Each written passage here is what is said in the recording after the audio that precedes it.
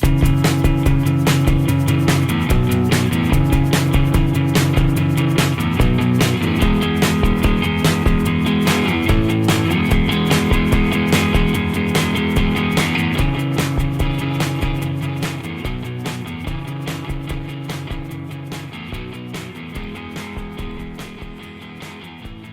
evening, everybody. Welcome to the WADcast, the show that's for writers, actors, directors, and, every job in between when it comes to production. I am one of your hosts, Josh, and joined, as always, by that guy from, the wrong time zone, Brandon. Wow. Hey, guys. How's everybody doing tonight? Hope everyone's having a safe and happy Friday night. It can be one or the other, man. It can't be both. It can be both, okay? You can be safe and happy. Just, gotta play. No, you know what? I'm not going to get into it. I had a joke that was going to go nowhere and do nothing but waste time. So, everybody listening, everybody that's catching up on this episode after it goes onto the website, I would like to introduce our very special guest. His name is Justin Ward. He is an award-winning screenwriter and director. With many years. Josh, would you like to actually go ahead and do a proper introduction for our friend and colleague and special guest tonight? Sure. Joining us tonight, he has produced and directed sports, culinary, music, and travel series for various networks, including CBS, NBC, Spike TV, Fox, Warner Brothers, Disney Travels Channel, and more. He created, directed, and executive produced the doc film series Rockstars on the National Geographic Channel. And he debuted as a film director for The Meanest Men in Texas, which he co-wrote and followed up with his own Relish, which he wrote, directed, and produced. Both films went on to win multiple awards to add to an already impressive list of accolades, and both are currently streaming on Amazon Prime. I welcome Justin Ward. Wow, very WWE. I love it. Thanks, guys. My God. Thanks no, thanks for coming on the show. Josh, my God, you seriously read word for word every one of my notes just for our references for a rough you know what, that's a hell of an entrance. Justin, welcome to the WADcast. It's great to have you on, sir. Thanks, guys. It's a little surreal with all that's going on, but it's nice to get to talk about filmmaking and something that's normal. Well, it's like how they say, if you can't, those who can't do it teach it. With right now everything being on lockdown and film production in California being completely halted, if you can't do it, talk about it. So,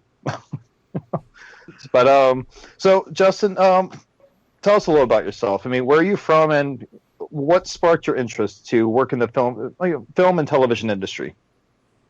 Well, it all started, guys, when I was 8 years old, and I had a film camera, and I ran around and pretended like I was Spielberg. No, I grew up in Northern California, and I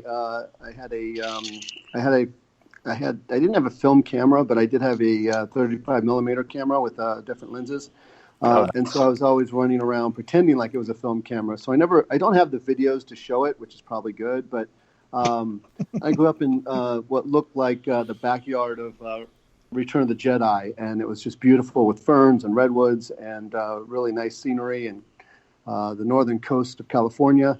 And so I spent a lot of time in my imagination and looking through the lens of a camera. And I think those two things combined has sort of created the filmmaker in me. I've also had a passion for films. I mean, I used to go to the local theater at 10 o'clock in the morning for the first showing of Empire Strikes Back or Raiders of the Lost Ark, and just sit all day and watch the films over and over until they kicked me out at 7 or 8 at night. So I've always had a love for filmmaking. Okay.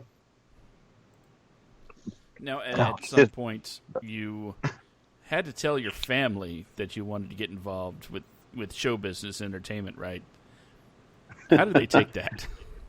Well, I went to UCSB as a English and drama major, so they already knew that I was a drama queen. So I basically I was putting on shows. I was putting on theater productions. I really came from it from a writing standpoint. I love language. I came from it from a actor standpoint. I love actors. I love the process of acting. So I think a lot of that, benefited me as a director. Because early on, even at 18, 19 years old, I was working with actors and did some Shakespeare myself. But I just love the whole process of taking a story and putting it up from beginning till end and watching the arc of all the characters and the arc of the story and the theme. And so all of that really influenced me going into film. I landed my first job working for, it was really, seriously, my first job was working for Mick Jagger on the Warner Brother lot. I think I was 24. Like directly working with him? Directly, yeah. I was the assistant producer. Yeah, it was an amazing experience. And he was really an intelligent man, and he taught me so much about development, and he had so many books that they were getting coverage done on. So I would read the scripts, I would read the book, I would read the coverage. And I think a lot of my developmental skills sort of started there, where I kind of was transitioning from the theater into film and kind of getting an idea of how the industry worked. And then, of course, I had the luxury and good fortune to be able to go to, large film premieres and concerts and meet people like Oliver Stone and Norman Jewison and, some really top-notch directors at their premieres, and kind of was in that crowd, which was really a great experience to sort of watch, from the development end and then go to some of these big-time premieres and see how the whole industry worked from soup to nuts on at least, those two sides. And then, I ended up meeting my lovely wife, and the two of us were kind of looking at me being gone for 6 to 8 months out of the year. And we were just about to have my first child, who's actually in Relish. He plays Levi. Yep. He's also the lead of The Meanest Man in Texas. And so when we were having him, I sort of stepped back and said, I think maybe the best thing for me and for this lifestyle that we want to live together is me traveling less. And so I was fortunate enough to pitch to ESPN a documentary-style sports television series. So the first season, they were reluctant, didn't like it, but the organizing body of the Extreme Sports backed me up. I had 14 half-hour shows. They became so popular that the next year I was overwhelmed with 52 hours of programming. So that kept me busy for a decade or so. Okay.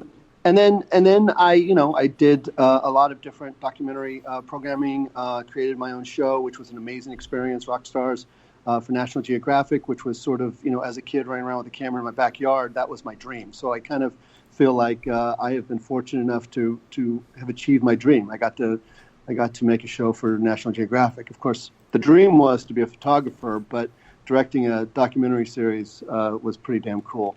And then I was fortunate enough to be given a book, and a director liked a teaser that I had created that was a narrative, because I wanted to get back to where I was when I was working for Mick Jagger, and I'd always wanted to be a film director. So I said, you know what, my kids are grown up, maybe now's the time. So I was fortunate enough that this producer, Brad Wilson, he ran Robert Duvall's company for, 10, 13 years, whatever it was. And so he was a veteran in the industry, and he said, "I like your teaser. It's raw, it's edgy, and I want to do this period piece, and I would like you to direct it." So I was hired to direct The Meanest Man in Texas, and so that was my foray into narrative filmmaking. Okay. Well, actually, I'm going to start by saying that's all actually really awesome. But I'm going to follow up that statement with, you have literally just answered, I think, what, Josh, I think 3 of our questions that we had. Yep.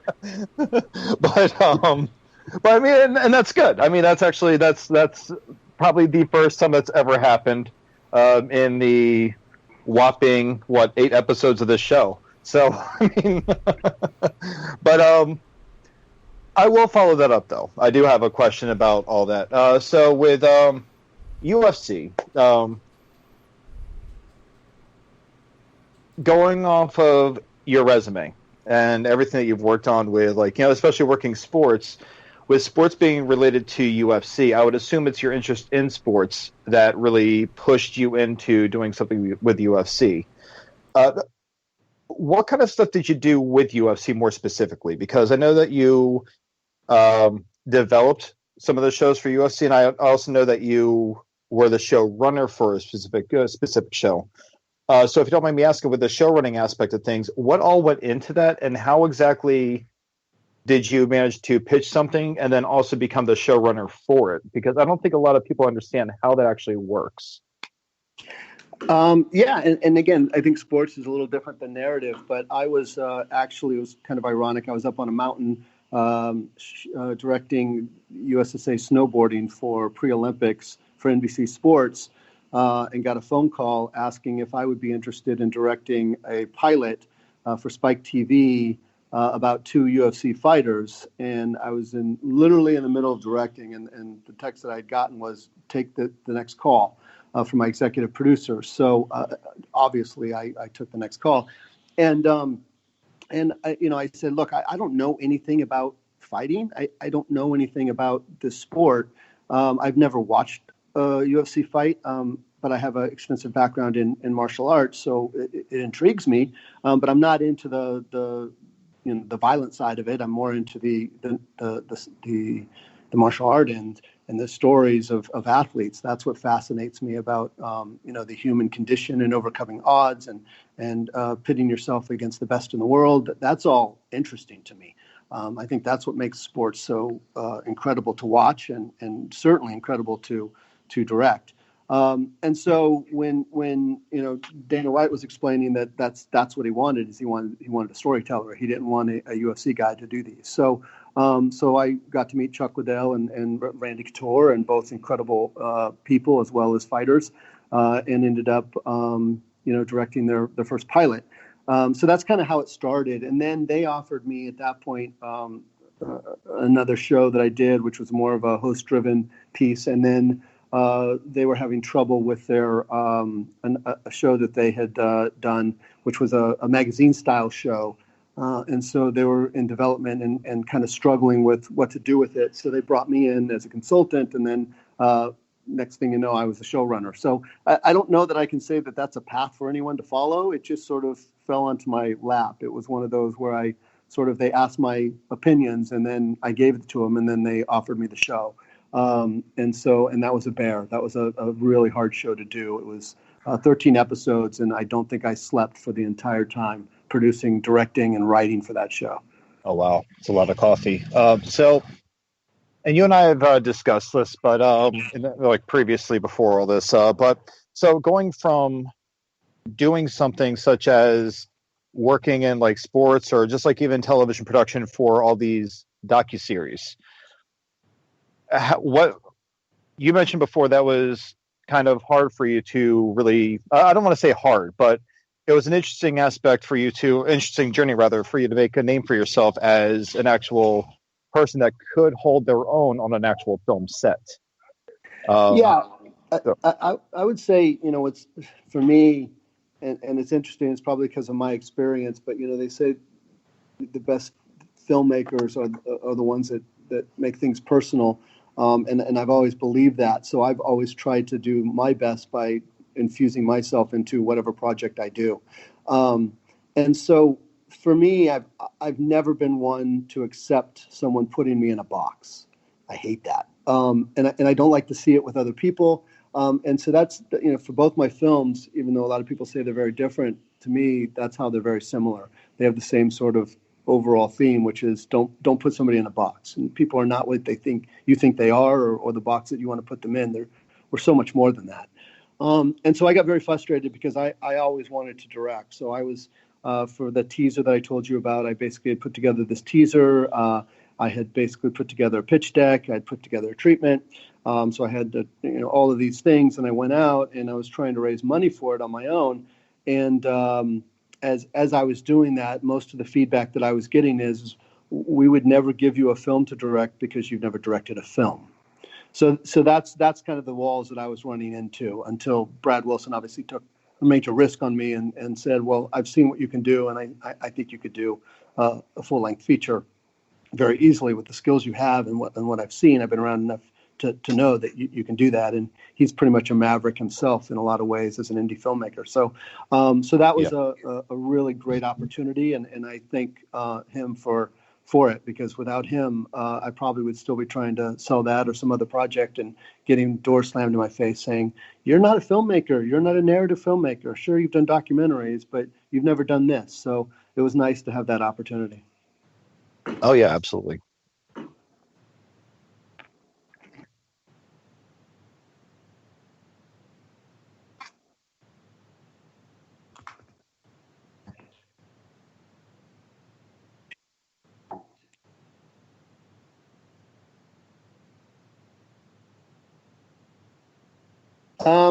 I didn't have that at all. I never have that intention of making something my calling card or going out and trying to make a name for myself. I just like to tell stories. So for me, I looked at it as an opportunity to tell what I thought was one of the craziest stories I'd ever read. I mean, the book was phenomenal, and I literally did maybe 1/12 of what's in the book in the film. You got an hour and a half, and the book should be a 20-part miniseries. It's unbelievable what this man went through. And so for me, I saw a man who was a young boy raised innocently in the woods, which obviously I could relate to that. He had some dreams, things that he wanted to do. And then unfortunately, he was in a situation where he was caught up with some bad kids and ended up in self-defense, killing somebody. And then the other guy who was with killed the other guy and then blamed him. And so he ended up going to prison, and then they were going to make an example out of him. And so they tried to electrify him. And literally, he almost got the chair at 17, which was unheard of, even in Texas at that time. It was 1928 or 29. And then he gets into prison, and prison changes him. He becomes literally the meanest, the moniker, the meanest man in Texas. That prison, that environment changed who he is. And even through all of that, he still was able to find a faith, to find redemption, to find love, to find meaning in life, and come out of it on the other side a better man and a more complete man. I mean, it was a perfect hero's journey.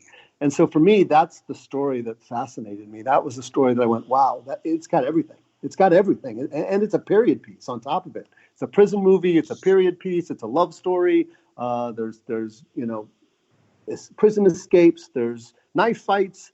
I couldn't ask for more. I mean, it was one of those where you just go, yeah, this is great. And it's got a message, a very strong message of redemption. So I was instantly drawn to it. So for me, it was just, how am I going to tell this story on a low budget? Because it's such an epic story. And so that was the challenge. But yeah, that's what I saw. I saw a story about a man's life who it just blew me away. Yep. And see, one thing, and as I said before we started the show, I have very much, unfortunately, and I say that very, very sincerely, I have unfortunately not been able to watch The Meanest Man in Texas yet because of my work schedule. I'm a screenwriter by trade, so I'm broke. I got to. I work in healthcare on the side, and right now it's kind of high in demand. But so I haven't gotten a chance to really get into the time frame to be able to watch The Meanest Man in Texas. But Mateus was phenomenal with his role in Relish, and so were all the other kids. All the actors were absolutely brilliant, and I don't say it to blow smoke. I pretty much told Josh, watch this movie this week, which he did. Sometimes he listens to me, not all the time, but sometimes it does happen. But he did, and something you said stuck out to me, where you said that you like to deliver a personal message, something that's very personal to you about not being designated to the box that society sticks you in. So that being the case, you followed up The Meanest Man in Texas with Relish, and that's the one that you wrote the screenplay, you produced it, you directed it. So, aside from being trapped inside the box, what were the origins that you would say were that I guess were the founding points of that particular script, like that story? Because every screenwriter, when they write their own story, it's a very personal kind of story, or it's at least something that just means something to either them or somebody else, but it means enough to them that they want to write. Uh, but what made you? I guess like what urged you to write that particular story and go through the whole process of being like, I have to make this movie.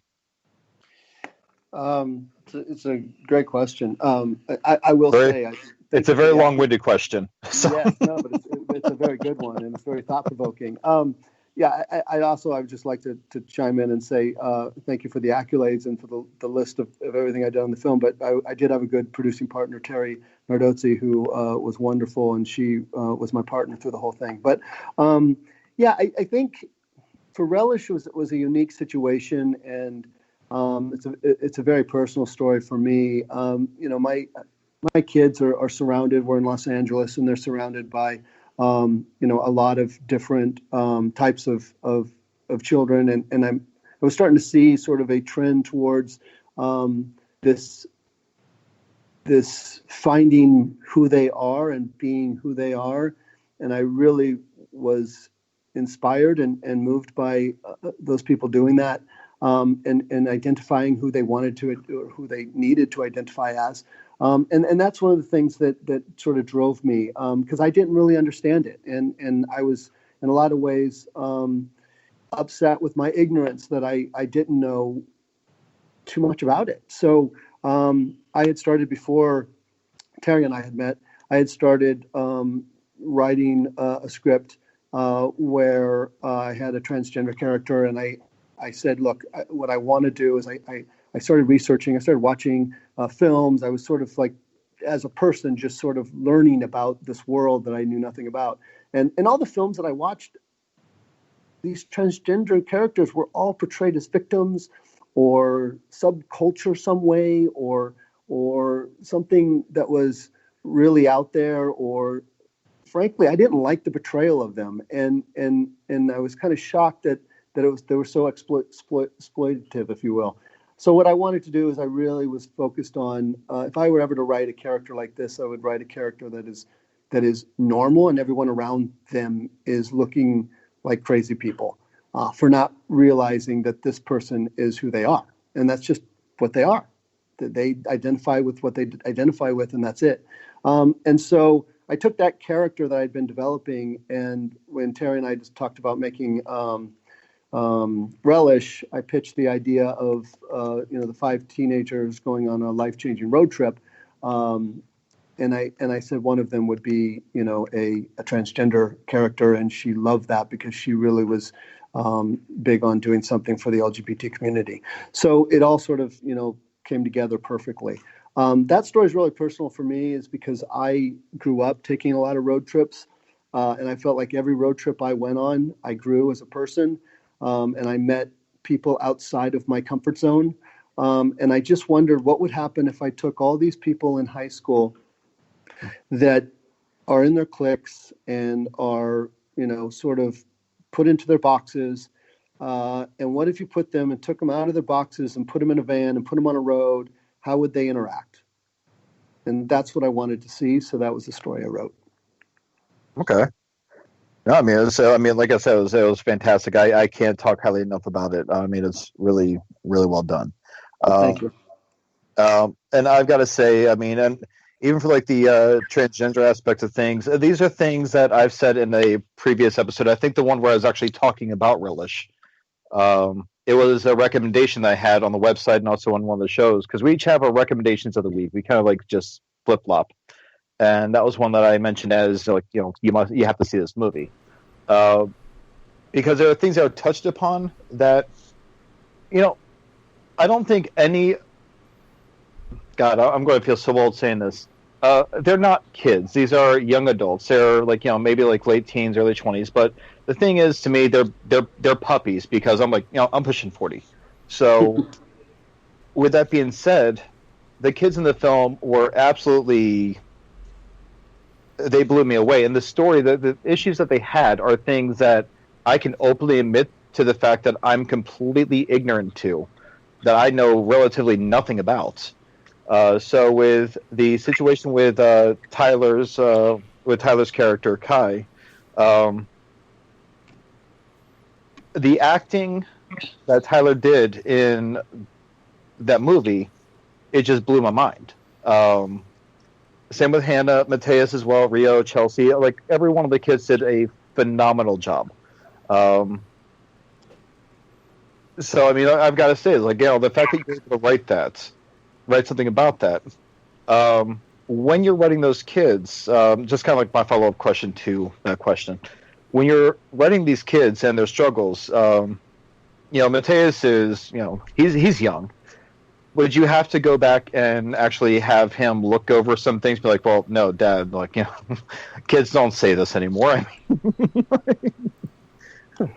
so yeah, I lean on people I trust around me, and I trust Mateus. He's an incredible mind. He's been in the business since he was 10 years old, so going on 12 years now, and he's read far more scripts than I've ever read. I mean, he reads 3 or 4, sometimes 5 a week. So he knows good writing, and he knows good dialogue, and he's worked with some of the best producers in the business. So absolutely, I lean on Mateus, and I did lean on him. I also leaned on my daughter. My daughter's in that world. My son was homeschooled, and as well as he understands filmmaking and dialogue and what makes a good story and acting. My daughter understands people, and she's a people person, and so I leaned on her. I would have her read sections and say, "Would anybody say this?" And she would say, "Hell no," or she would say, "Yeah, that's so spot on. That's great." It just depends, and usually makes a bigger deal out of when I got it wrong than when I got it right. But she was a good resource as well, and so that was really important to me to have that. I also had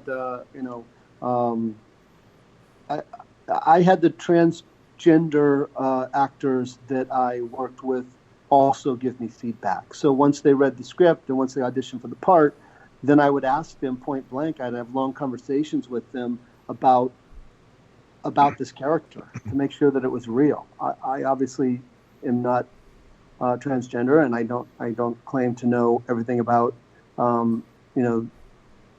their world. So I leaned on them, and I asked them, and I said, you have to be honest with me. And at that point, they had nothing to lose because they didn't get the part, and Tyler did. And so they were honest and upfront and told me. And I was very fortunate that most of them really felt like my first draft was very, very, very close. And so they offered me more personal stories, and they offered me things that I could go in and tweak and change and open my eyes a little bit more and be a little more empathetic and stay away from stereotypes as much as possible.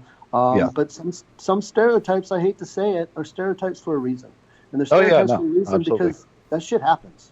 And so there's a lot of things in the movie, not a lot, there's a couple of big scenes in the movie that are stereotypes because those things do happen, and they happen to everyone. They happen to every single one of the actors that I dealt with. And I dealt with probably 24 of them or so that I spoke to, besides the research that I was doing. So it was quite a few.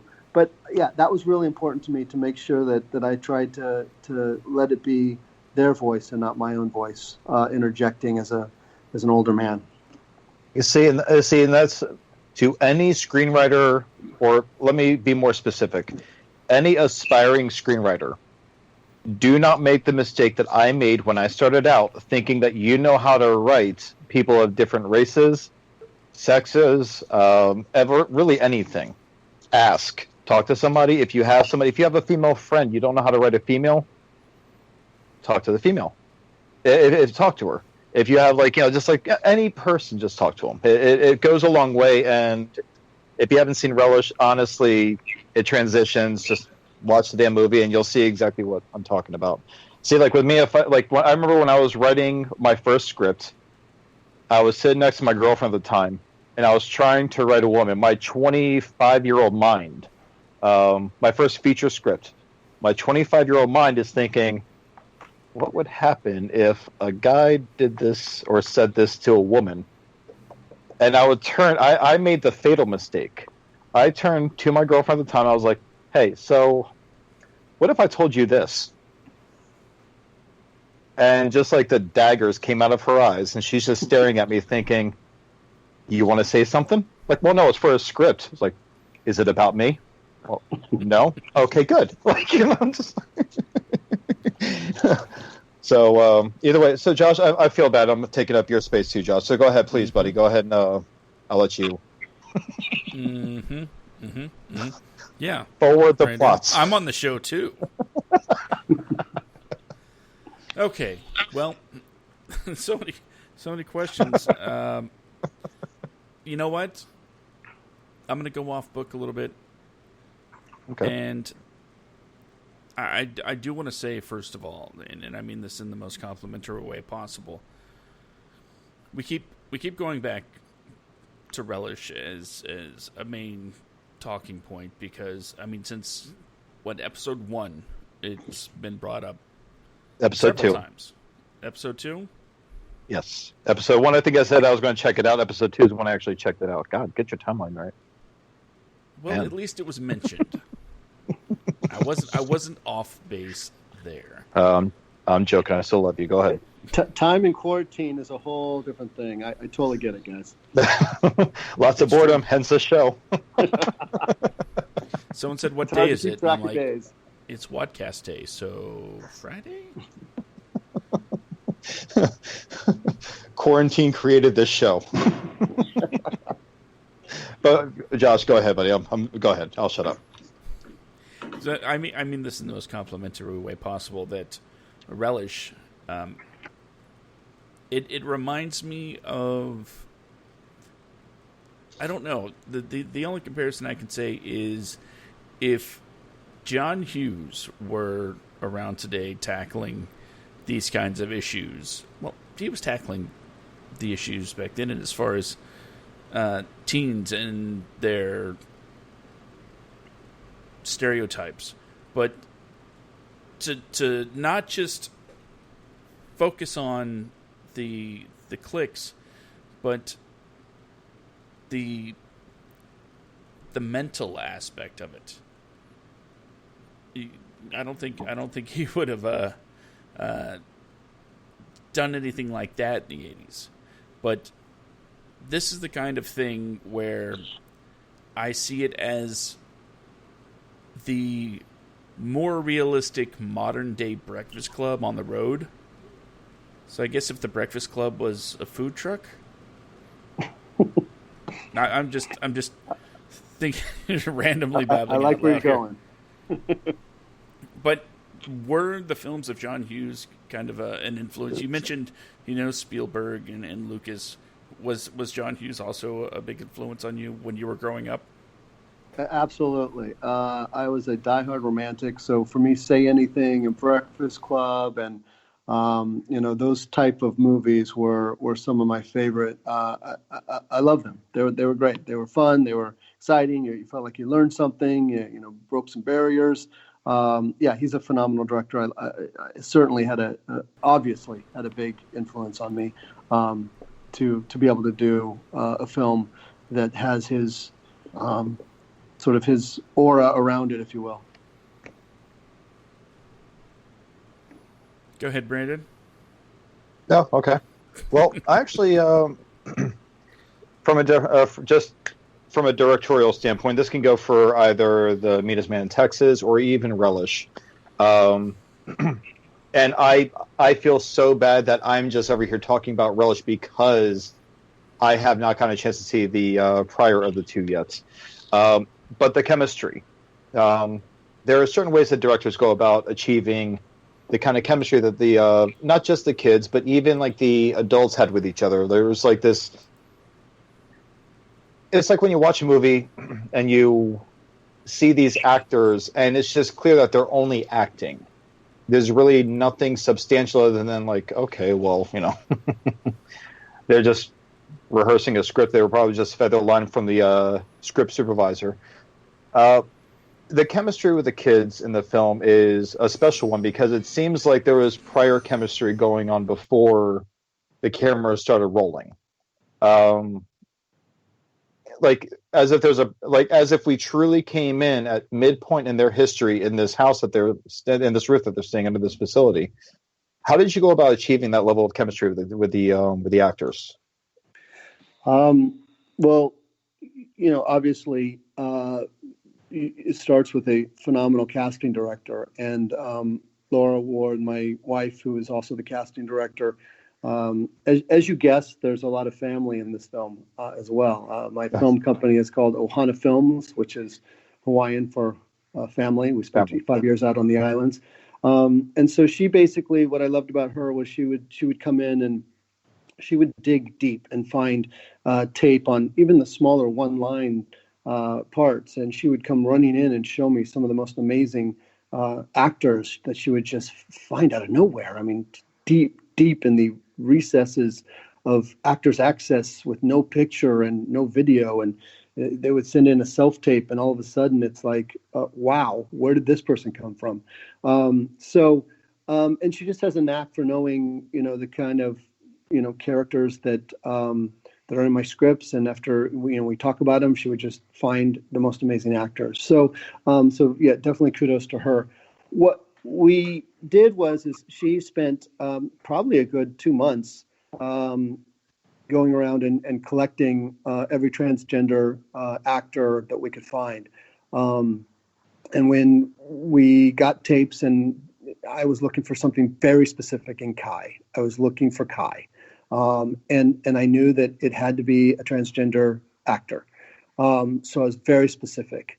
And then she started going and looking on, social media. And so we were kind of coming into this place where we're reaching pre-production, realizing we're kind of in trouble. We're going to have to find a non-actor to play this role, because none of the actors that are out there, in my opinion, was what I was looking for in Kai. And I think that's really important for actors. If there's any actors out there that are listening, that oftentimes most of the time, it's not about you as an actor. It's about what this role is in the eyes of the director. So you may come in and blow the director away, and at the end of the day, you might be a phenomenal actor, but you're not that character to that director. And so that's something to really keep in mind to keep your sanity, because I can't imagine what actors have to go through. Audition as much as they do for parts and as many no's as they get. But to answer your question, I worked on Skype with Tyler for a couple of weeks and talked him through what I was looking for in the character. And then Mateus was generous enough to spend another 2 or 3 weeks working with Tyler on the fundamentals of acting. He literally took him through like a crash course of film acting. And so Tyler got an incredible crash course in acting. And so we spent a good month and a half working with him over Skype. And then I flew him out, and a friend of ours, Dennis Lavelle, who owns an acting studio, allowed us to work in his studio for a week. So I invited all the actors to come in. We did a table read, and then we all went through all of the script scene by scene, and sort of just got it up on its feet, played with it a little bit, made sure the lines worked, made sure the relationships were clear.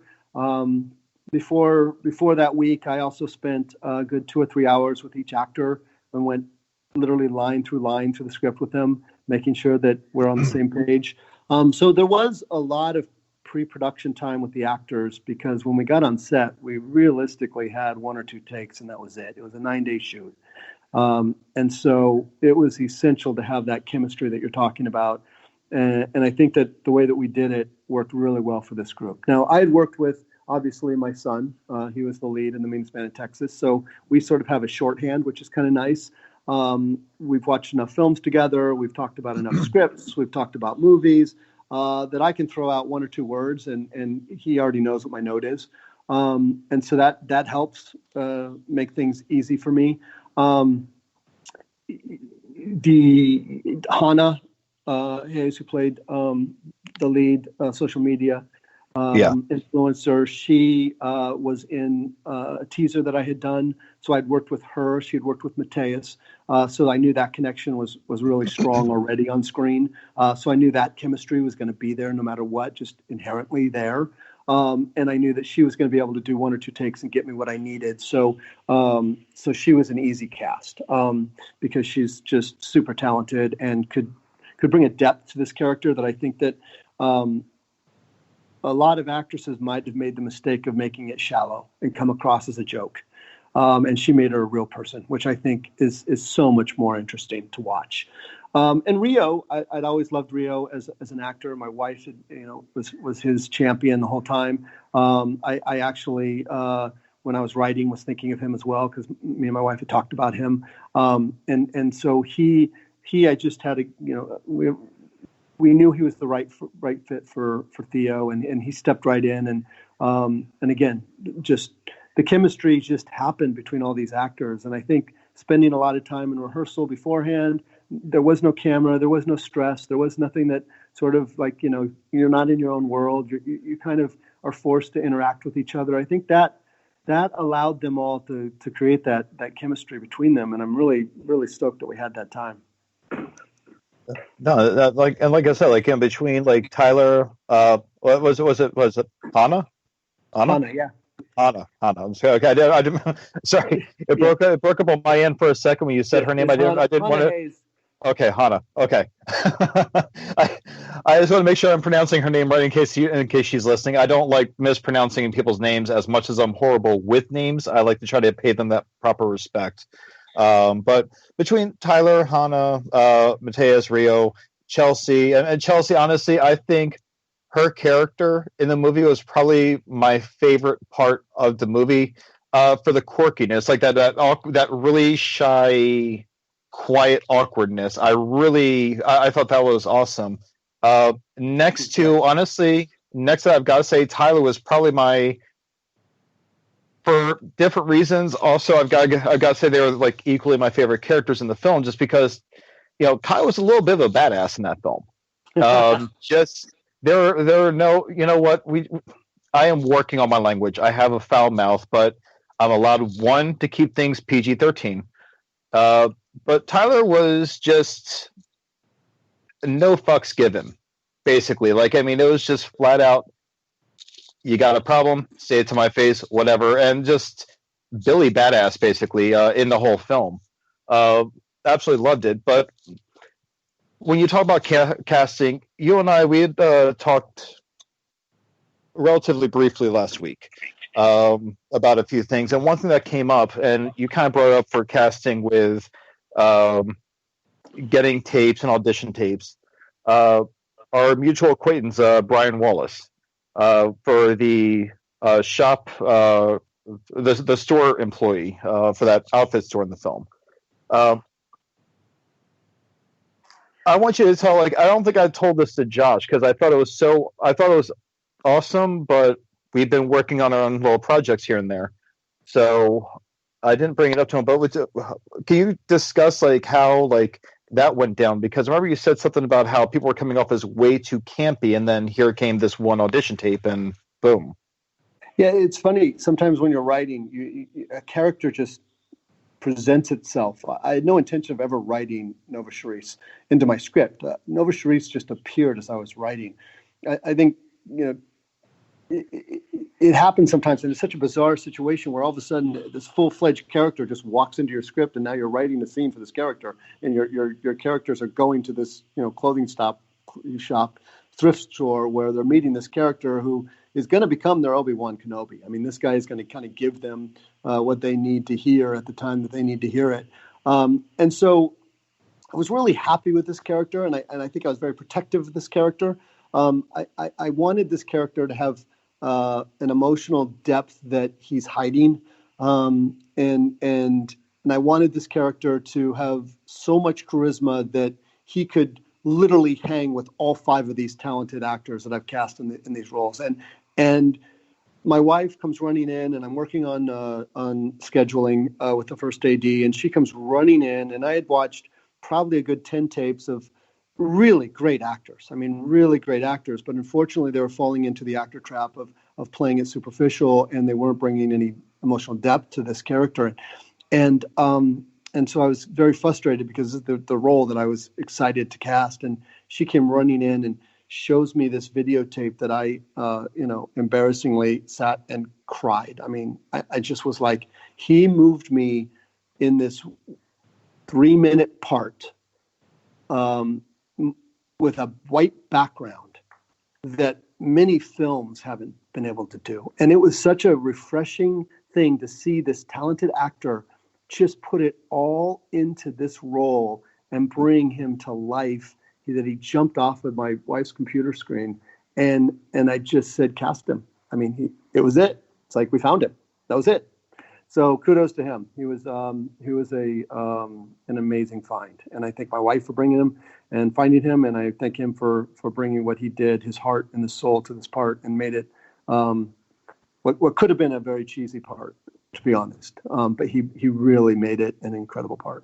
No, that whole scene was pretty much like, I think that one scene in the thrift store is honestly what set. Every script has like the catalyst, and then it goes into what they call the meat of the screenplay. And I think with him, that's definitely around that mark where they meet somebody and then just boom, they get that urge to really fulfill their goal. And like the as you said, the 3 to 5 minutes that scene took place, or the 3 to 5 minutes of screen time that he had, it was actually very well done, because that 3 to 5 minutes actually built the whole entire film from then on out. But yeah, see, I just wanted to actually have people hear that, especially if they're trying to struggle with casting. If they're struggling with casting their stories or scripts or what have you. Josh, do you have any questions here, sir? Well, let's see. Looking at my notes here, everything I wanted to cover got covered. Yeah, see, actually, Justin, we had a list of questions, and like with the first question, you answered like 3 of our questions. Like by answering one of our questions, we're like, well, shit. Okay, well, let's just go ahead and. And then Brandon, you, I was gonna start off with this, funny little anecdote about how Justin called Tyler Kai, referring to him by his character, and transition to that, and how you constantly call Brian Simon. Yes, I don't really talk about a lot of things that I work on, especially on the show. I try to keep it focused on, the topics at hand and things of that nature. But Justin, I sent you. I don't know if you got a chance to watch it yet. And I wouldn't be upset if you didn't, because it's But I think I sent you the Bad Agents short. I'm pretty sure I did I? Available yes, you on did. Amazon Prime. I'm going to watch it this weekend. Okay. Well, like with that, okay. That short was started just as a little. I started a film group out here in California. Got a few people involved, and a bunch of really talented, really awesome people. But none of us. I met everybody. I messaged them on Facebook. I emailed some. I called them. Most of them, I absolutely wanted to meet in person before I even worked with them. So we all got together to film. Some of us haven't met each other yet, but we all got together to film a short based off a character that Josh and I very loosely came up with years ago for this series called Bad Agent. And Brian plays the main character. He plays the actual, just, I guess, I'm trying to think of the best way to describe him. Just a very eccentric character. And so now we're working on an actual series because we had such a great time doing that, and we feel like we actually have something. So we're trying to see if we can expand on that. But every time I try to write the character in something, I talk to Josh. I'm like, oh, yeah, here's this great thing for we can have Brian say this. I'm like, I'm sorry, I mean Simon. Guilty. like it's just he fits the character so much that if we even tried to mention anything about the character, his name is what comes out. Or if I try to talk about Brian to Josh, if we exchange an email, I say Simon. So it's just like one of those, just like it's, well... He's very good at embodying his characters, definitely. He is. He showed up. He showed up and just like, I mean, I barely even had to do any directing with him. He was just phenomenal. He was just like, I mean, Leon was fantastic, but Brian just flat out, he got done that first take, and I looked at him and was like, wow, okay. Do you have any notes? Well, I don't know, man. Like, I mean... I actually thought he had a New Orleans accent, to be honest with you. And I was surprised when he turned to me and started speaking to me in a his regular voice. Because I was convinced that he was from New Orleans. Because he did it so well. No, he's very talented. But it was just like, I guess that was the anecdote Josh was getting at, where I refer to him, or if I've had people in the past that just embodied a character like either so well or to such an extent that when I would refer to them as like an actual person talking to them, sometimes I would say their name, but I would refer to them as a character that they just played. I'm like, I'm sorry, I've been writing you for weeks, and I'm just calling you the character's name. Learn to accept it. I'll work on it. Like, just... But yeah, so that was the anecdote. But Josh, is there anything else, or was that what you were going to? Well, I have two more things. One, since you guys are going to talk about Brian, you know what? I'm going to talk about him too. Oh God, Brian, if you're listening, this was not part of the planned segment. I promise you. I'll make it quick, just so I can feel like I have an opinion on this too. Okay. Long story short, when we first talked about Bad Agent, you know, I remember I was driving along, and we were just batting around these ideas for the short, and like, wouldn't it be funny if you did this? Wouldn't it be funny if this? And yeah, years ago. We would just flesh it out a little bit. And then, as we've mentioned on this show before, you took the ball and ran with it. You were like, it stuck in your brain and it got done. Then you said, hey, check this out. And when I saw it, I didn't know what to expect.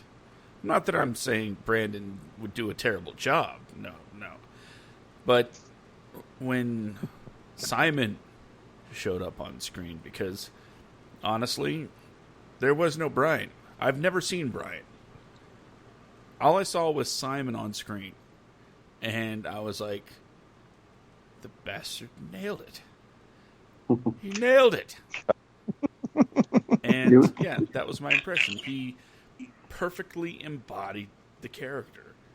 And in hearing, actually just watching Relish, by the way, in case I haven't said it, really great film. Enjoyed it immensely. Thank you. When I saw him, I was like, this guy's... But he's Simon. How can he be this also perfectly? This is... What's going on? My mind is just exploding here because, yeah, like you said, when it came to Nova Cherise, there was no Brian in my eyes. I saw him as something else, and that was completely erased when I saw this. It was incredible watching the guy work, and one of these days, something. I hate to put prophecies out there. In case I'm wrong, someone can, look back on this and say, hey, remember when you said this is going to happen? No, I don't like to do that. But the final question I have in regards to Relish, there is, not going to give away the ending. Everyone needs to see the movie. But there is a little post-credit tag that I won't go into details on, but that was... It made me giddy I'll put it to you like that. I was happy to see it because. Are you talking about the post credit scene? Yeah. Credit scene. What made you fun. decide to validate a certain character, like in that way? Well, because the whole time that I was writing the script, I just kept thinking, you have to make a choice as a director. You have to make a choice, or as a writer, and you have to. The choice is does this character, one, believe what they're talking about? Two, did it actually happen to them, or do they just believe it? And that was the battle that I was having as I was writing the script. And when I made the choice that no, she has actually had this happen to her, Like absolutely insane. Absolutely, she's not insane. She's not covering it up. She's not making it up. I want her to be 100% honest about this experience.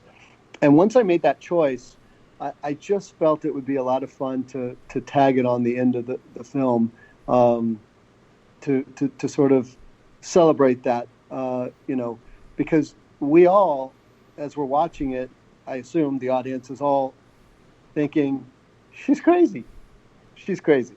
And I wanted to validate her. I wanted, as a character, with so much heart and so much honesty, I wanted to validate her. And that was my way of doing it. And I thought it would be a fun way to sort of end on a high note and make people laugh as they walked out of the theater. And so that's why I did it. It was important to me. And I did struggle with it. I'd like to say that I was, 100%, I'm doing this and I don't care what people think. But no, I had a lot of discussion with my wife. I had a lot of discussion with my son, Mateus. I discussed it with a couple of filmmakers who I really trust. And I got a lot of different, some said remove, some said keep. But it was the one I struggled with. And ultimately, I'm proud that I kept it in. So with that, you say you struggled with it. Do you mean you struggled with it during the writing process, or is that something where you wrote it and then after you filmed it during editing, you're like, I don't know, maybe? No, it was when I finished the script. Oh, okay. At that point, I was like, you know what, maybe I should take this out, and that's when the doubt came in, and maybe it's going too far, and I sort of was questioning and doubting myself. So that's when I sort of reached out to people I trusted to ask their opinions, and like I said, I got a wide variety of them, and ultimately I'm proud of the decision I made, because I think it does add some validity to that character and to the film. I think it speaks to my overall theme, which is say what you want, but if you're not there, you don't know what somebody's been through, and we want to put people in a box and we want to assume what we assume about them, but do we really know? Well, I thought it was an excellent ribbon to her story. It was a great way to wrap everything up for her, and considering how, in reality, awkward the situation would be, it just felt like a good, happy moment for this character that's been looked at sideways the whole time. Oh yeah, and I've got to say this. Chelsea Zhang. The way she was in the movie, and I think I mentioned this to you last week, Justin, when I spoke with you. She now plays a character, and this is completely unrelated to the show.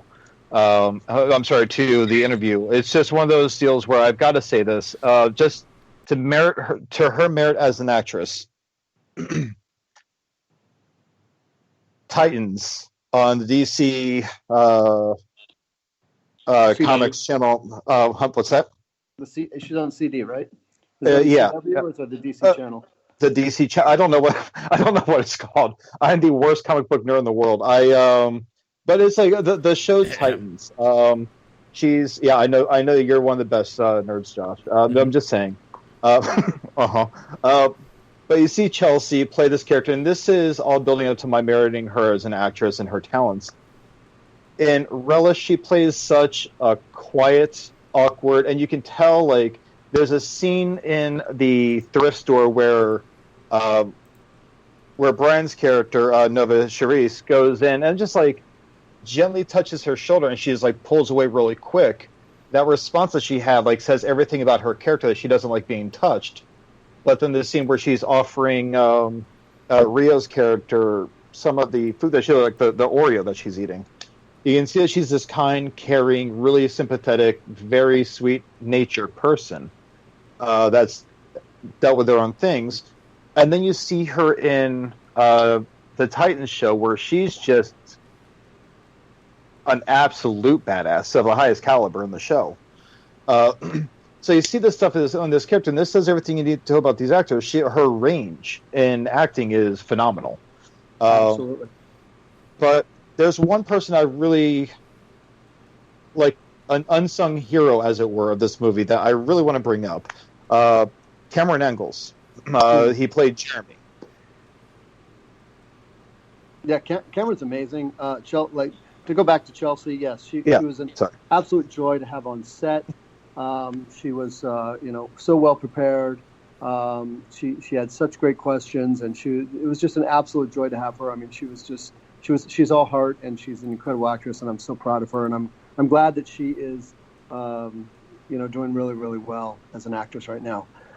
Cameron's the same way. He's a quirky, fun, intelligent kid. I love him so much. Same thing. Laura brought him to his tape to me, and I just, from the moment I saw him, it was raw, it was rough. It certainly was not a polished performance. Had to do a lot of work with him, a lot of talking with him.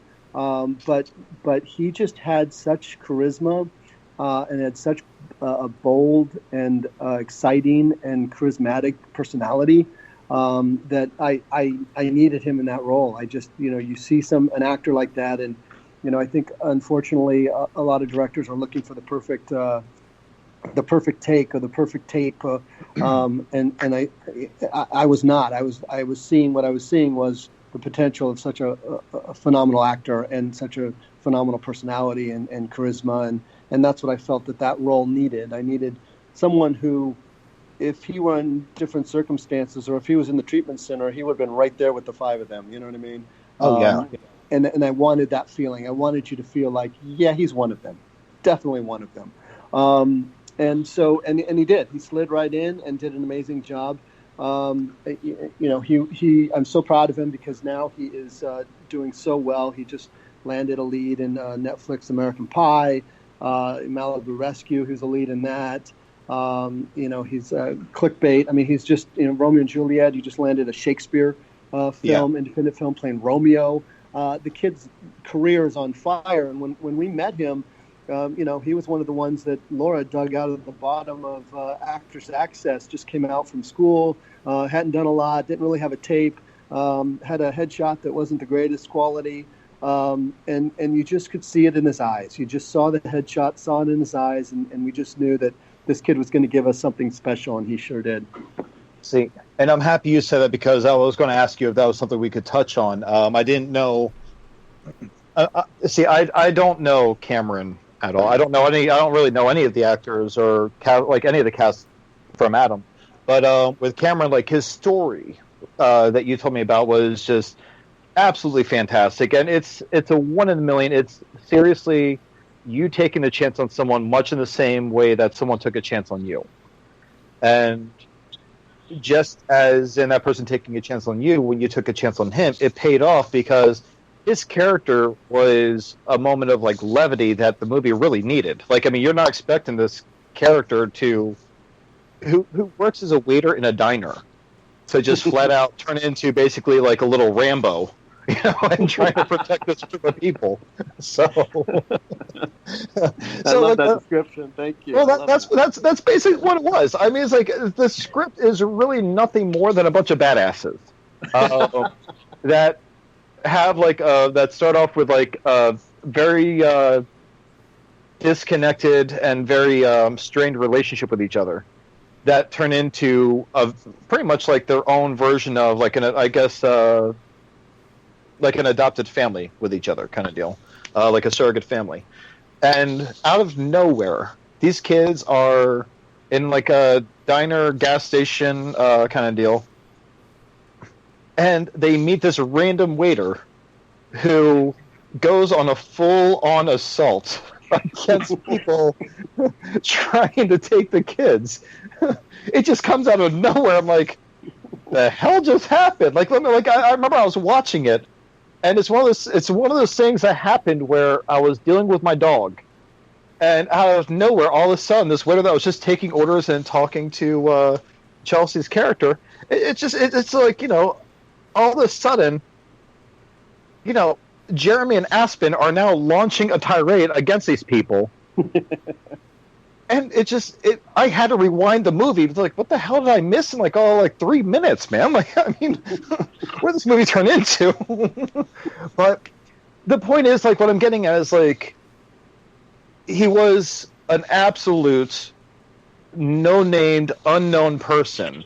Not to say he wasn't talented, but he didn't really have anything at all to really have what I guess mainstream film culture in mainstream Hollywood would take seriously.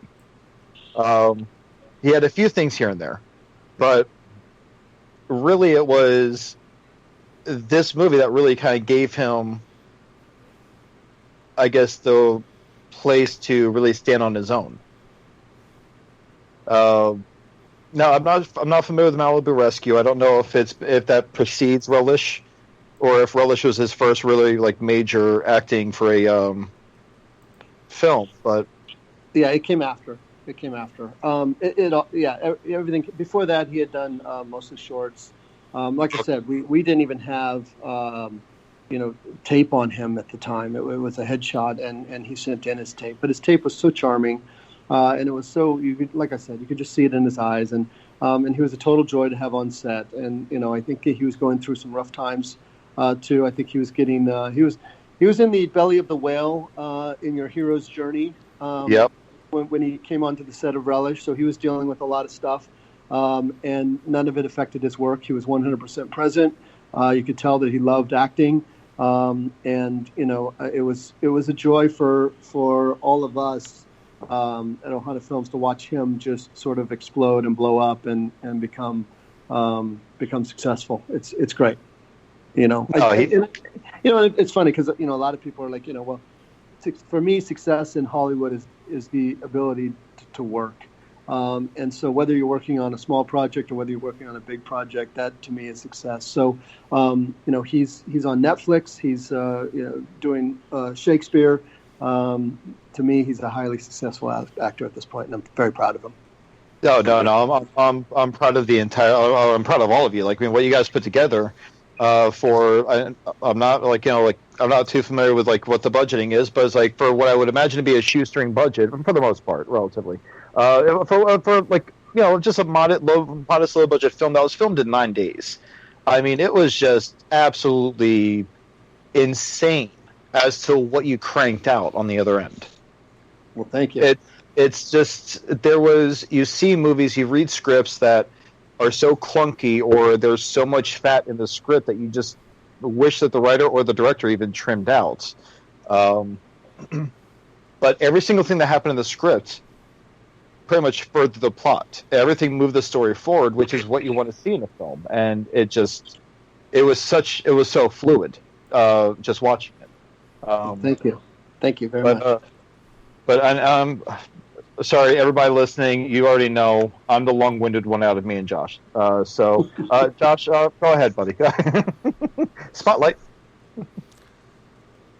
Well, it is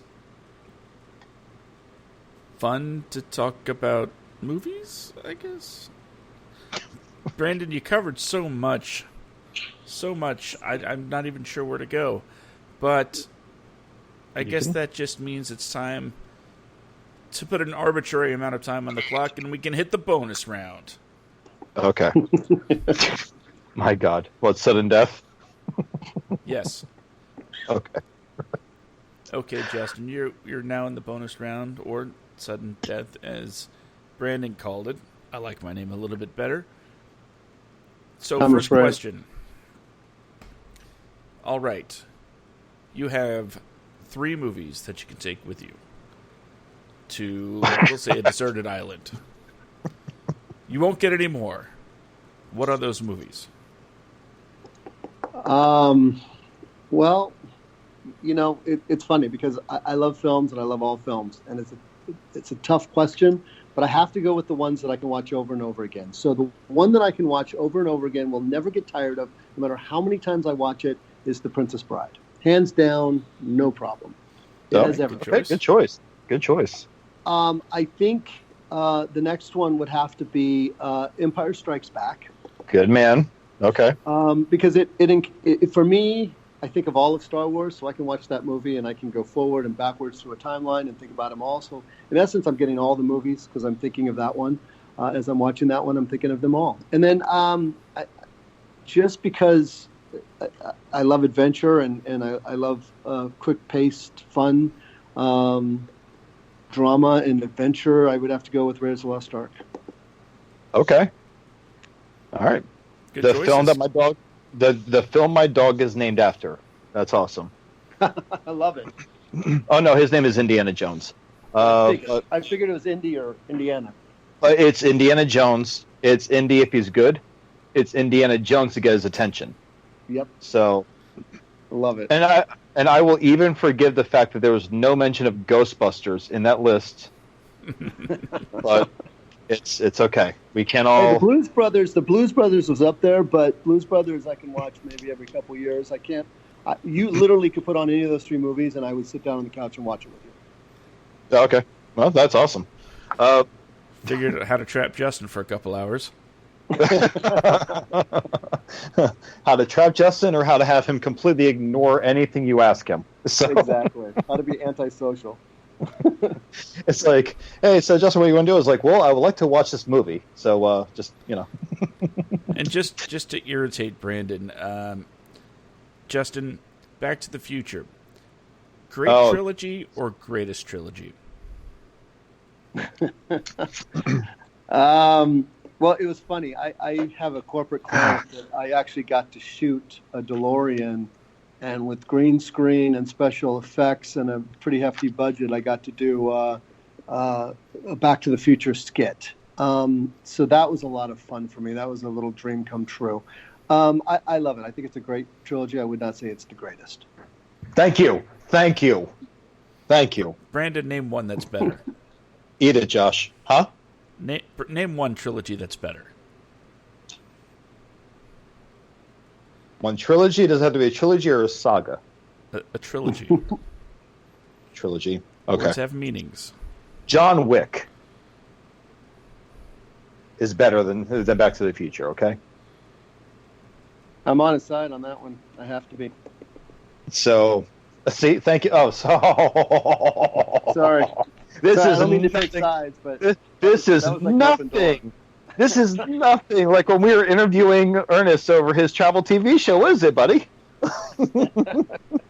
Oh man, listen, Josh, do me a favor, man.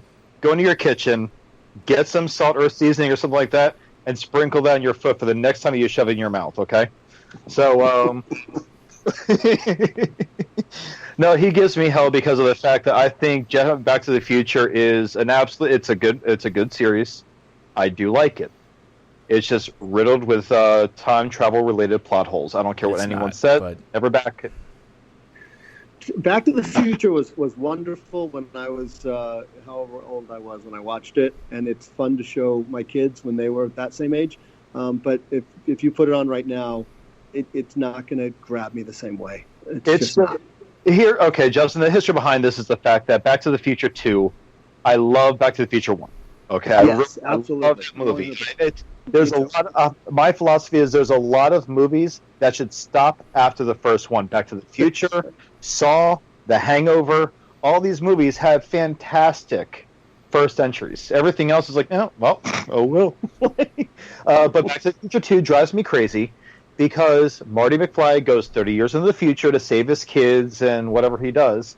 That's a 30-year period, Josh, where Marty McFly would not exist to father those children. That's not how any of this works, man. Listen, we're going to take too much time talking about this, okay? So let's just play a little game called Brandon's Right and just drop the subject. Now let's move on. Anyway, so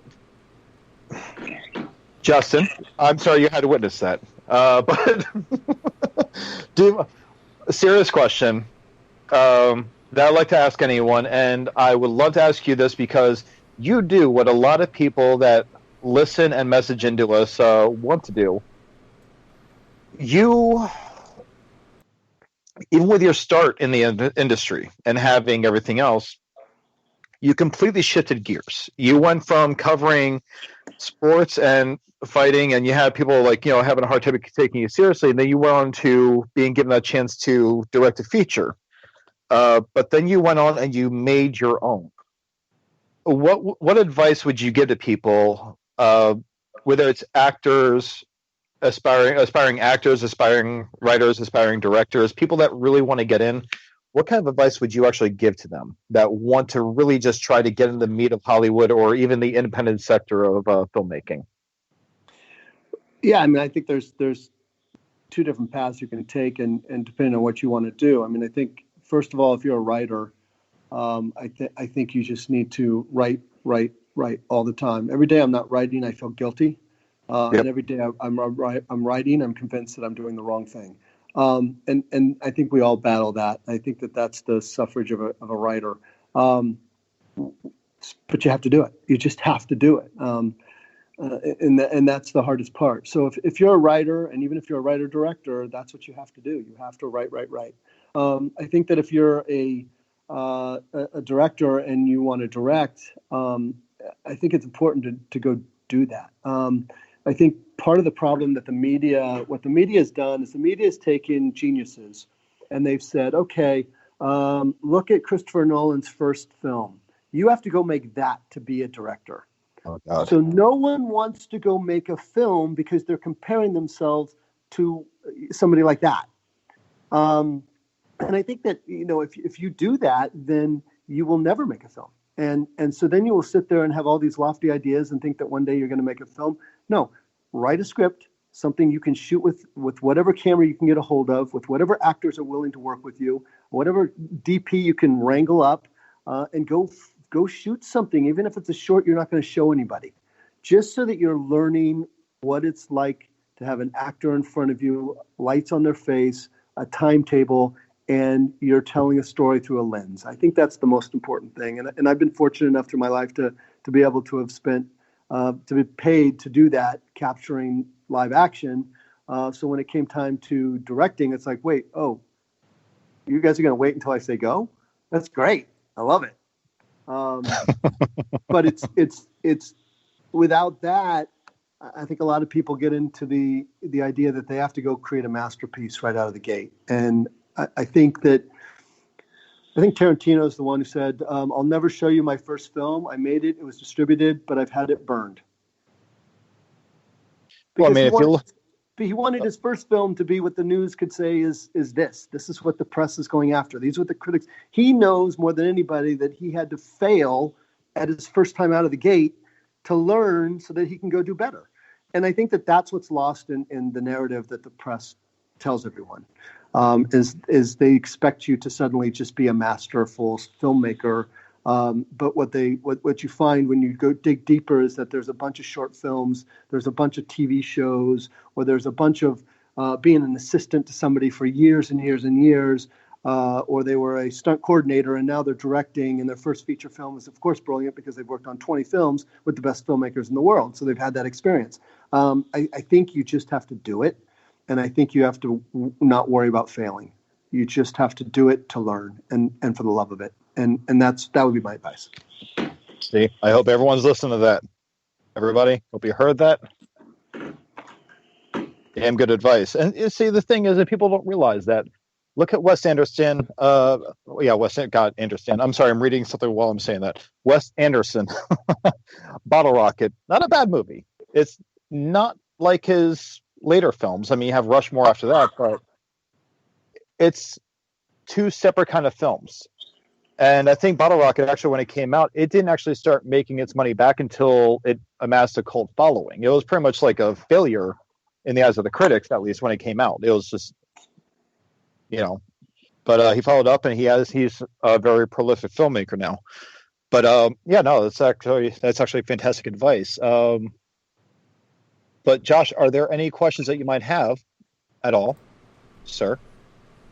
Not Back to the Future related. Oh, well, then no. Oh, okay. Good, because you're losing anyway. Anyway. So. Well, I can throw out there, let's see, directorial debuts, another good one, Tim Burton. There you go. Pee-wee's Big Adventure. Oh, yeah. So look at him now. Do I have to? But, what? Well, Pee-wee or Tim Burton? I'd much rather hang out with Paul Rubens than Tim Burton at this point. That'd actually be pretty awesome. But, well, Josh, well, I mean, that's pretty much, I think that concludes the actual interview part.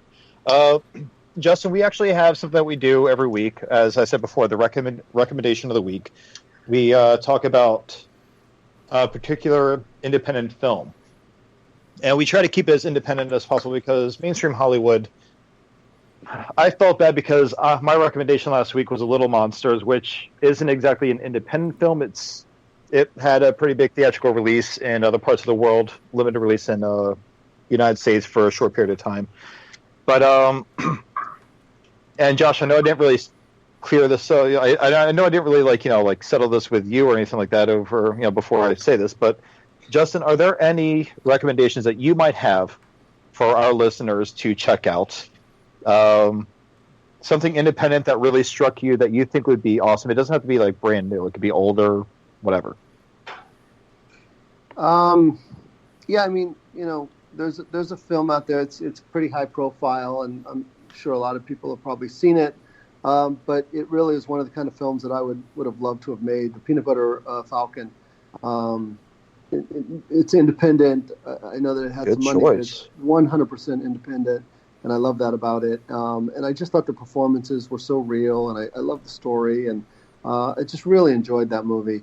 And again, it's one of those ones. The reason I recommend it is because it's one of those ones you're like, yeah, that's the kind of movie I would love to make. But it's got the same sort of vibe and tone, I think, as Relish in a lot of ways. Obviously older and not teenagers, but that's the one that I would throw out there as a great indie. Okay.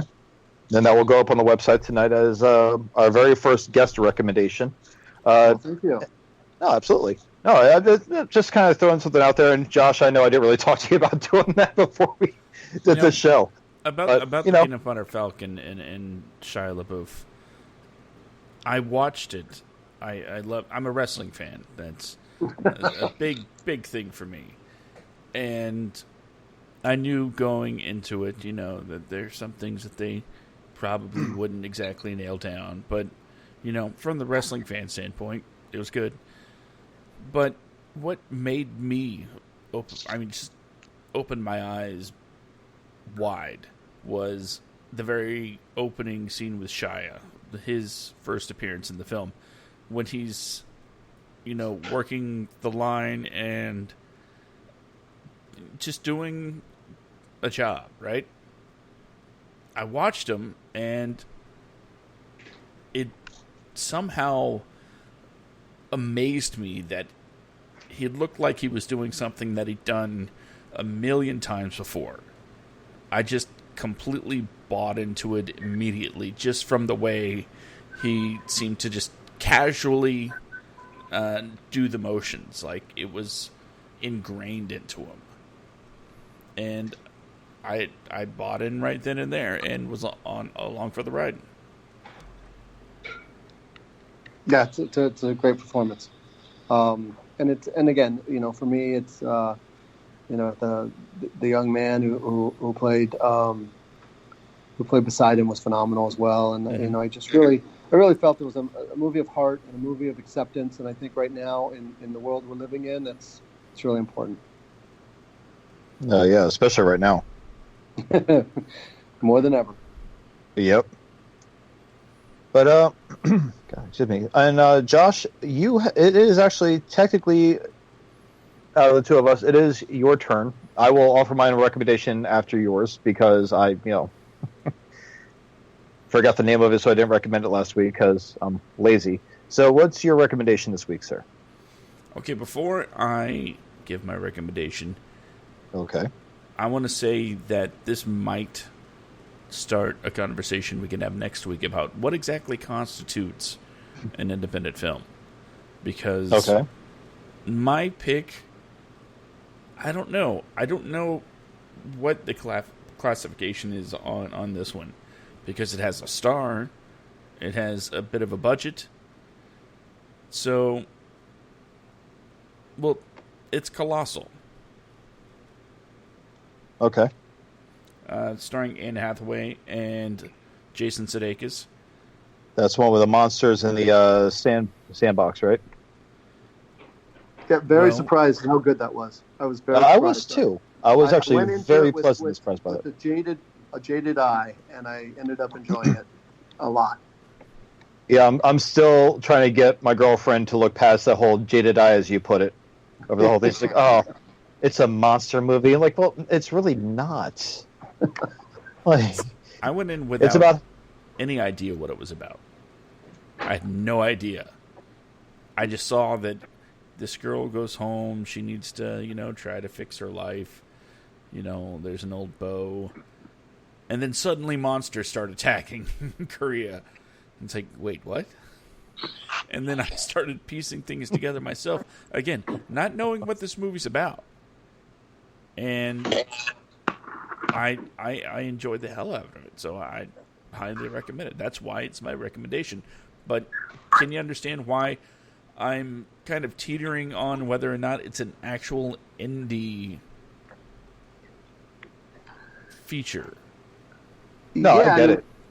I kind of, again, whether it's right or wrong or whatever it is, I always look at who the production companies are. And so I think in a lot of ways, you would be safe to say that it's independent because it's not one of the big studios. It's not, Warner Brothers, MGM, Sony, Netflix, Hulu, any of those. It's 5 or 6 smaller production companies that raise the money to put it together. So in my book, I'd say you're right. I think it's an independent film. That's kind of, I was teetering on the same thing with Falcon, and then I realized, that actually I remember it was being sold as an indie film. So I think we're safe.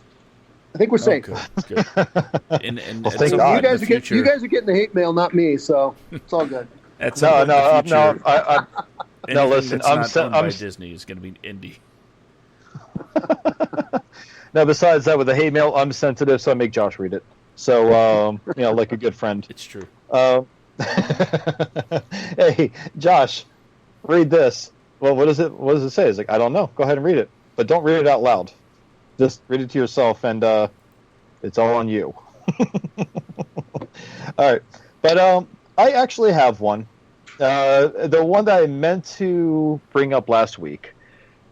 I saw a trailer for it around 2009, I think, and I don't think I laughed so hard in my life at the trailer itself than I ever have in any other movie. And it's extremely low budget, but it's called Four Lions. And it's not exactly the most politically correct thing to really bring up right now, but you know what? The hell with it. It is hysterical. It's a dark comedy. It's called Four Lions. It's about 4 incompetent British terrorists who set out to train for and commit an act of terror, but their act of terror is so stupid. It's just they want to blow up the internet. But the way the film was made, the comedy in it, there's a scene where they're talking about how they cannot be tracked. And so he's like, yeah, we can't be tracked, so take out your SIM cards from your phones. Okay. The next thing you know, 3 of these idiots are swallowing their SIM cards. And the guy leading them, he's like, what the hell are you guys doing? They're like, well, now they can't track us because we just swallowed the SIM cards. It's like, no, they're not tracking your phones. Now they're tracking you. He's like, so what should we do? It's like, I guess we're waiting 6 to 7 hours. But it's not like that. Again, it's not exactly the most PC movie I can really bring up right now, but that's something I don't really care about most times. But with Four Lions, it's actually a really funny movie, and it actually turns out to be much more lighthearted and very actually well done with character growth. And it was also one of the earlier films for oh god, what was his name? Riz Ahmed, I believe his name is. He was just in Venom last year. Was it last year or the year before? But that's a you question, Josh. That was 2018. 18, okay. But he played the he played like the crazy, like, you know, evil symbiote guy in Venom. But it was one of his earliest films. All the people that are playing this movie, it's absolutely hysterical. When I finally got a chance to watch the full film last week, I couldn't stop laughing the entire way through. It was just so dumb. But that's mine. But I will only... Mine was just like I had to get it out there, but I will only be listing your suggestions, Josh and Justin, on the website. I just wanted to vindicate myself for forgetting the name of it last week, and then just sticking with a movie that I just watched the week prior. So it's like being back in high school. Well, if I could recommend an indie film, I would recommend The Meanest Man in Texas, but that's just me totally pushing my own agenda. Listen, there are no rules or recommendations. That's like me saying, it's like, oh, watch Bad Agent. While you're at it, you can find my freshman film school final on YouTube. And don't forget to catch Relish. Let's just, you know what? Forget those movies. Let's just talk about our shit, okay? So, can you imagine that kind of interview, though? So, Justin, welcome to the show. How did you enjoy Bad Agent? That would have been good. It's like, hey, listen, our guest, it's great to have you. Let's talk about me. God. Tell me how my writing has inspired you. My God. Okay, we're getting carried away here. But either way, I'm going to end this because I'm going to actually end my end of everything. Unless, Josh, do you have any more talking points or anything of that nature? The only thing that I need to get through is the plugs. Okay. But, okay, well, listen, Justin, thank you very much again, everybody. This has been Justin Ward on with myself and my esteemed co-host, Josh. You've been listening to the WADcast. Thank you very much, Justin, for your time. It's been absolutely phenomenal having you on the show. Thank you very much.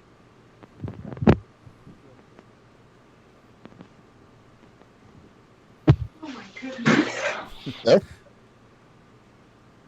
Well, if you liked what you heard tonight and you want to hear more of me, you can always go to SemiCoreStudios.com to listen to all of our other fine Semicore Studios podcasts, including the Backstage Slam, our weekly wrestling podcast Saturday nights at 10 p.m. Eastern, 7 p.m. Pacific, 4 p.m. Hawaiian, because one of our good buddies, Ben, lives out there.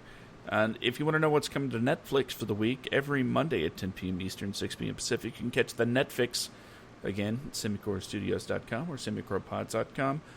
And if you want to know more about this show right here, the WADcast, you can go to thewadcast.com. Don't forget to follow the WADcast and Semicore Studios on Facebook. Give it a like.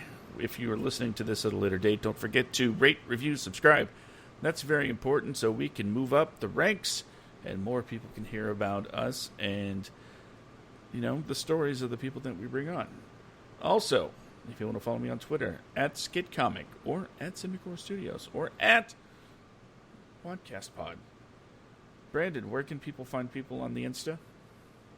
Okay, well, you can find us on Instagram, Instagram.com/TheWADcast. Or if you're already on Instagram and you don't really, you want to do things the way the hip young kids do it, just go on Instagram, click in the search option, and just type in The WADcast. You'll see our beautiful black banner with the white banner in the middle that says WADcast on it. That's where you can find us on there. And you can also find us on Facebook.com/TheWADcast, and that'll be our Facebook page. But if you want to take the quick route, just go to thewadcast.com. Go to the bottom of the page, and you have all the links to our social media accounts at the very bottom. Feel free to click on them, follow them, worship us and listen in for the next shows. Who knows? You might be on it. By the sound of the lovely music closing out the show, that means it's time to go.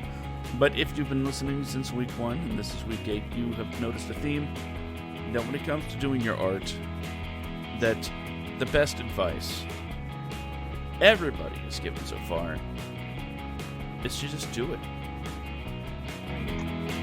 So with that being said, thank you for listening to the WADcast. We hope to catch you next week, right here, same bad time, same bad channel. Good night, everybody. Have a great night.